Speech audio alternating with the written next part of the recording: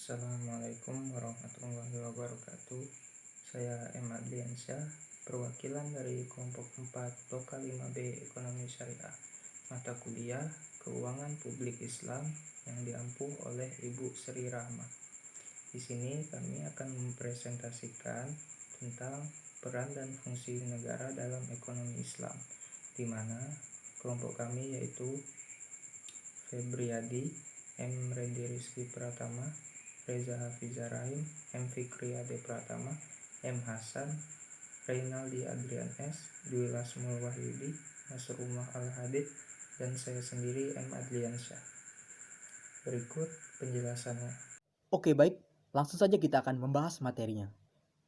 Peran dan fungsi negara dalam ekonomi Islam. Ajaran Islam adalah ajaran yang berusaha menyeimbangkan peran pemerintah atau negara dan masyarakat dalam pembangunan ekonomi.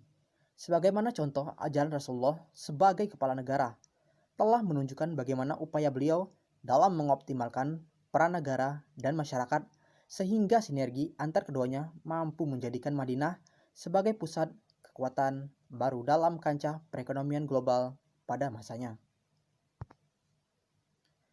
Terkait peran negara atau pemerintah dalam kegiatan ekonomi, hal yang harus diperhatikan adalah konsep keadilan. Dan yang perlu diperhatikan dalam konsep keadilan ini adalah keterlibatan pemerintah atau negara untuk menjadikan kelompok masyarakat yang lemah sebagai tolak ukur penyusunan kebijakan ekonomi. Artinya, seluruh konsentrasi kekuasaan negara diarahkan untuk membela kepentingan mereka. Sebagaimana logika sahabat Khalifah Umar bin Khattab, radhiyallahu, yang sangat sederhana, yaitu jika kelompok lemah terbela dan terberdayakan dengan baik, maka sekelompok masyarakat elit pasti akan terangkat nasibnya.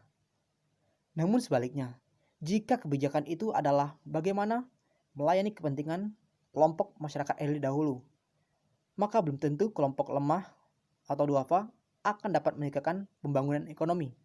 Menurut pakar ekonomi Islam, Profesor Ataul Huk Pramanik, peran negara atau pemerintah dalam perekonomian itu ada 3, yaitu yang pertama, ideological role atau peran ideologis.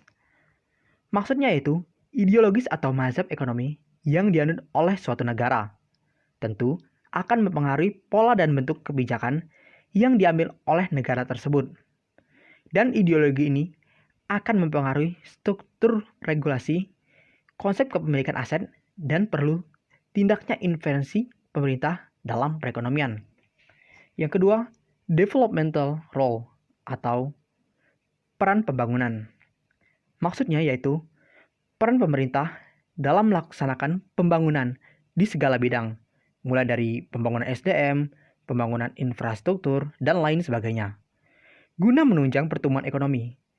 Dengan kata lain, pemerintah adalah eksekutor pembangunan yang harus memiliki arah dan tujuan, serta kebijakan pembangunan yang jelas, agar merubah kondisi masyarakat ke arah yang lebih baik dan lebih produktif. Yang ketiga adalah welfare role, peran kesejahteraan. Maksudnya yaitu, pemerintah atau negara memiliki peran dalam mewujudkan kesejahteraan rakyatnya, baik kesejahteraan secara jasmani, rohani, atau material maupun spiritual. Fungsi negara dalam perkembangan ekonomi Islam. Dalam hal ini, fungsi negara untuk perkembangan ekonomi ada 3 fungsi, yaitu yang pertama, fungsi alokasi, yaitu mengatur dan mengelola sumber daya ekonomi untuk dimanfaatkan secara adil dan efisien. Dalam konsep Islam, fungsi ini harus dijalankan oleh 3 elemen utama dalam perekonomian, yaitu sektor negara, kebijakan yang harus diambil pemerintah, misalnya kebijakan APBN, pasar, mengendalikan laju usaha baik kecil maupun menengah. Selanjutnya, lembaga organisasi negara, seperti lembaga pendidikan, kesehatan, dan sebagainya, yang sangat mendukung untuk kemajuan negara. Yang kedua, fungsi distribusi, yaitu fungsi yang memastikan bahwa seluruh masyarakat dapat menikmati hasil dari pembangunan dan tercukupinya kebutuhan hidup minimum.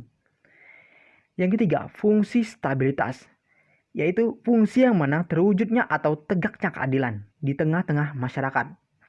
di mana hukum benar-benar berfungsi pada mestinya, sehingga tidak ada lagi perbedaan antar pengusaha dan masyarakat biasa di mata hukum. Demikianlah penjelasan singkat tentang peran dan fungsi negara dalam perkembangan ekonomi Islam. Jadi kesimpulannya, negara adalah bagian yang sangat penting dalam sistem Islam. Karena tanpa negara, Islam tidak akan berjalan secara utuh. Dan tanpa negara, Islam tidak akan mencapai tujuan hakikinya sebagai agama yang rahmatan lil alamin. Tujuan dari negara Islam adalah untuk memberikan maslahah kepada seluruh masyarakat tanpa terkecuali, agar seluruh anggota masyarakatnya makmur dunia dan akhirat.